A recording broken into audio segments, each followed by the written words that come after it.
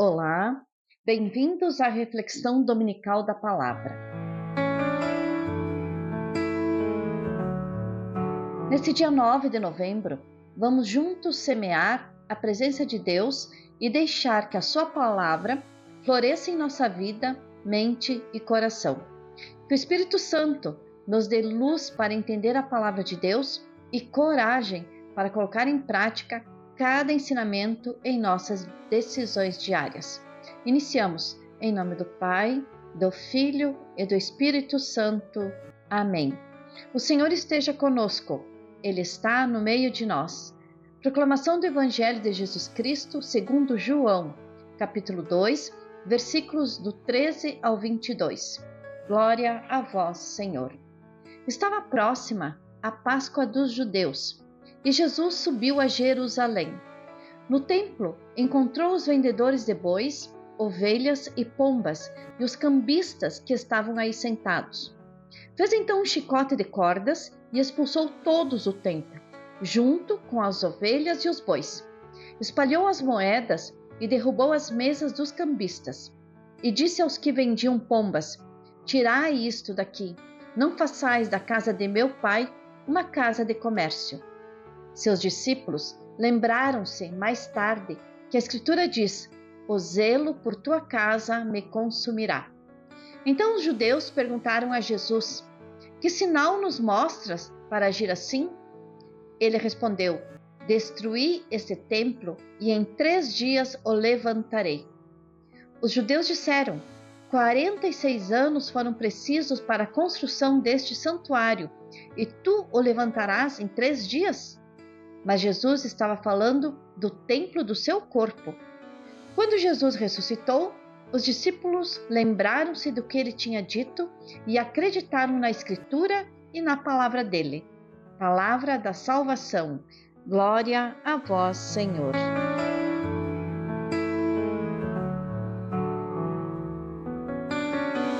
Queridos irmãos e irmãs, este episódio que o evangelista João narra ocorre logo no início do ministério público de Jesus, diferente dos sinóticos, onde a purificação do templo aparece no fim, pouco antes da paixão. João, quando coloca ele no início, ele quer revelar logo quem é Jesus. Ele é o novo templo, onde habita a presença de Deus. Então, este episódio, ele está entre 2 sinais em João. O milagre em Caná, ali no capítulo 2, que manifesta a glória de Deus, o início dos sinais de Jesus, e o diálogo com Nicodemos, logo que vem no capítulo 3, logo seguinte, sobre o novo nascimento. Portanto, então, este texto é transição e revelação.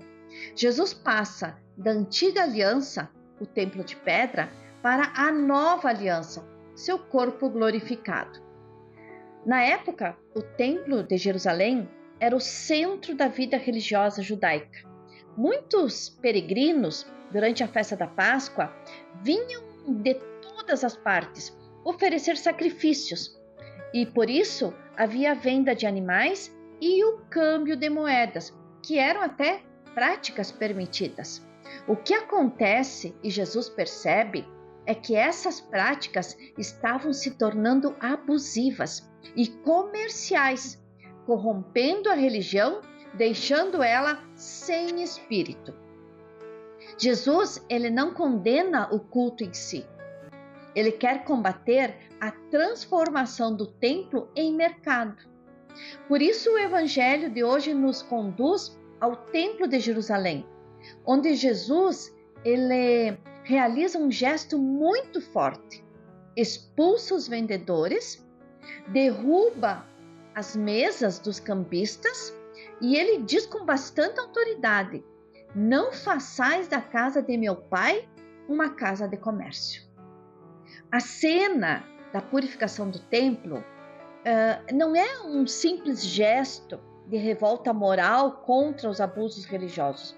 À primeira vista, parece que sim, uma atitude realmente de indignação moral. Mas o gesto de Jesus é muito mais do que isto. Quando ele expulsa os vendedores, ele realiza um ato profético, não apenas moral. João quer que vejamos nesse gesto de Jesus uma revelação cristológica. Jesus se coloca no lugar do templo. O templo era, para Israel, o sinal da presença de Deus no meio do povo, o lugar onde o céu e a terra se encontravam. Jesus revela quem ele é, o novo templo onde Deus habita. Então, tudo o que pertencia ao antigo culto é agora reinterpretado em Cristo Jesus. Nele, tudo encontra cumprimento: o templo, os sacrifícios, as purificações, o culto. Quando João fala que o Verbo se fez carne e habitou entre nós, que está lá no capítulo 1 de João, ele está dizendo que Jesus é o verdadeiro santuário, o santuário da nova aliança. Essa presença de Deus que passa a habitar uma pessoa. Por isso, quando Jesus, ele diz ali neste evangelho, não façais da casa de meu pai uma casa de comércio, ele mostra a intimidade única de Jesus com Deus. Ele o chama de meu pai, revelando sua filiação divina e autoridade sobre o templo. Os judeus pedem um sinal, né? Como lá em Êxodo, como em Deuteronômio, isto é, uma prova da autoridade de Jesus. E Jesus, ele responde com uma palavra bem misteriosa: destruí este templo e em 3 dias o levantarei. João explica, Jesus falava do templo do seu corpo. Aqui está, gente, o centro teológico do texto. O templo antigo será destruído, como foi lá em 70 depois de Cristo. O novo templo é o corpo de Cristo ressuscitado, onde habita plenamente a glória de Deus. Então, a presença divina não está mais em um edifício, mas na pessoa de Jesus. E depois, claro, em sua comunidade. Jesus, ele purifica o templo, não apenas de moedas, animais, mas de tudo que transforma a fé em comércio. A partir dele, o verdadeiro culto não se dá em um espaço sagrado, mas no coração que ama, no espírito que se entrega. A partir disso, podemos dizer, né, que a religião passa a ser relação, não troca, mas dom, não sacrifício de animais, mas entrega de si. Gente, então o evangelho de hoje, ele nos chama a olhar para dentro.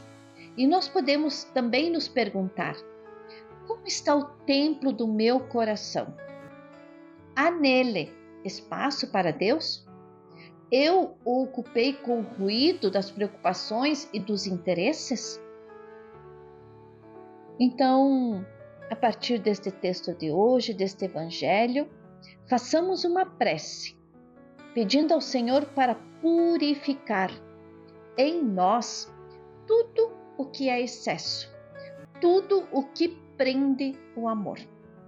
Gente, se vocês gostaram dessa reflexão, curtam e se inscrevam neste canal. Que o Deus da esperança e do amor nos abençoe. Em nome do Pai, e do Filho, e do Espírito Santo. Amém. Um bom domingo e um bom início de semana a todos.